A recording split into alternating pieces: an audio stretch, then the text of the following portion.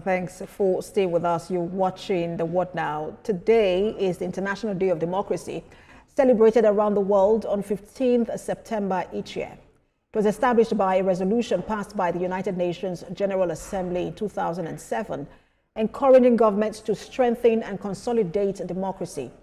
Many governments are deliberately laying emphasis on the importance of the right to vote when of age. The United Nations strategically raises awareness on the need for a continuous process of strengthening democracy through commitments to voting and elected officials ensuring responsible governance.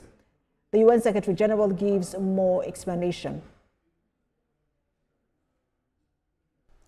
Democracy is powered by the will of the people, by their voices, their choices, and their participation. It thrives when the human rights and fundamental freedoms of all are upheld, especially the most vulnerable. A democracy that excludes is not democracy at all. To those who seek to discredit or undermine democracy, I say this: I lived under the dictatorship, and along with many others, I helped rebuild democracy in Portugal. I know the difference. Today, as we mark 18 years of this International Day and 20 years of the UN Democracy Fund, we honor the courage of people everywhere who are shaping their societies through dialogue, participation, and trust. To South Korea, where presidential spokesperson says the South Korean government has expressed strong regret to the U.S. government and has officially asked that its citizens' rights and interests are not infringed during law enforcement proceedings. The South Korean government says it is investigating potential human rights violations during the raid and detention of Korean workers by U.S. authorities. More than 300 South Korean workers returned home on Friday after being held for a week following an immigration raid at an electric vehicle battery plant in the U.S. state of Georgia. The incident comes as South Korean firms get set to invest billions in America under a trade deal to avoid tough U.S. tariffs. And still on trade deals, the UK and US are ready to sign a landmark agreement which is aimed at accelerating the development of nuclear power. The initiative, known as the Atlantic Partnership for Advanced Nuclear Energy, aims at generating thousands of jobs and strengthening Britain's energy security. The deal is expected to be signed during President Trump's state visit to the UK this week.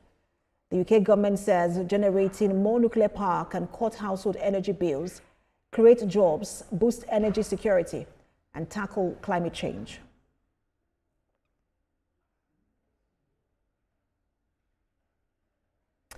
Now, as the Chinese owner of TikTok faces a deadline to find a buyer or risk a ban in the US, American and Chinese officials are in Spain for a second day of trade talks. The negotiations, led by U.S. Treasury Secretary Scott Bessent and Chinese Vice Premier He Lifeng, are at the latest attempt to end a trade war between the world's two biggest economies. Meanwhile, President Donald Trump says TikTok's future is up to China. That's just days before September the 17th deadline, requiring ByteDance to sell the short video app assets to U.S. or face a ban. Recall that Mr. Trump initially called for TikTok to be banned during his first term and later reversed his stance on the popular video sharing app, delaying the ban 3 times so far. I may or may not. They're negotiating TikTok right now. We may let it die, or we may, I don't know, it depends, up to China. It doesn't matter too much. I'd like to do it for the kids, they like it. I mean, selfishly speaking, I did very well on TikTok, and I got the youth vote. I got numbers that nobody's ever even come close to in the Republican Party, nobody. If you look back to Romney and all these people, they got practically no votes. I got a lot. And some was attributed to TikTok, and a lot was attributed to Charlie. And back to the commemoration of International Day of Democracy today, we are joined by publisher New Americans magazine, Deba Wadia. He joins me from Ohio, America. Good to have you join us. Thank you very much. Now, as you witness what's going around in the world, whether it's in the US, in the UK, who are the purveyors of democracy, are you so optimistic about what the benefits of democracy? Yeah, I'm still optimistic. what all that we need is to continue to improve on what we have. The problem is that individuals will continue to teach, so that it can benefit them. However, it's something that we cannot give up. There's nothing like democracy. Democracy, like the United Nations Secretary General said, it's powered by the will of the people.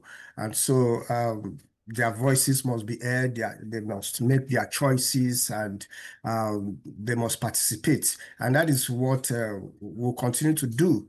However, people tend to want to influence it in order to benefit from it, especially the little elite that have opportunity to govern. So that is the problem we have, especially at this time that we can see that democracy is being threatened all over the world. But the argument is that there are countries where democracy is not the predominant system of government, and yet they have done better in providing, in terms of welfare and security for their citizens. And so that trumps the argument that democracy is the best system of government. Yeah, and those systems that you are talking about, they have some form of democracy. They have ways of electing people into groups, into wards. Especially when people say that some are very authoritarian, like if we want to give China, for example. But the thing is that every system has some form of democracy, and that is what we should start learning. What type of democratic system is best for us, for any society, and how do we do it? There must be election. There must be choice by people. There must be choice. People's voices must be heard, and also there must be participation. So no matter the kind of system that are working, whether they are enjoying certain benefits, the welfare system is good, is better than others, we still have form of democracy in all those systems. I don't know if election is the exclusive preserve of democracy. There are countries where elections do not take place in the regular format as we know them. They hold elections by council. They have called several names of statesmen who elect who the president or prime minister will be. But for countries where who say they practice democracy, we've seen a slight downward. And my question is, how do we continue to ensure that we preserve democracy and ensure that citizens actually benefit from what we say is the best system of government? Exactly, you've mentioned it, and that is participation.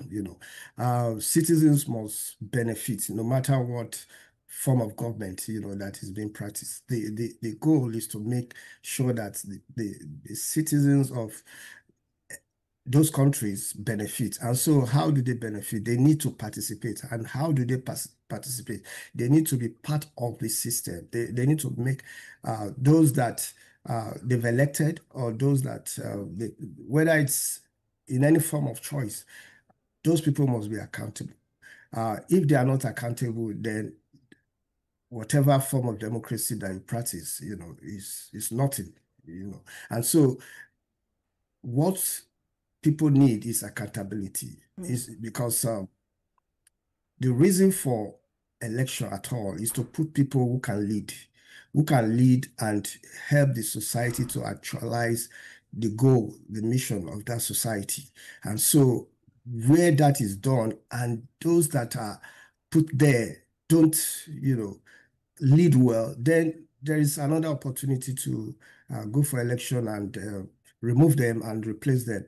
But where that environment is not being created, where you don't have that opportunity, then it's no democracy.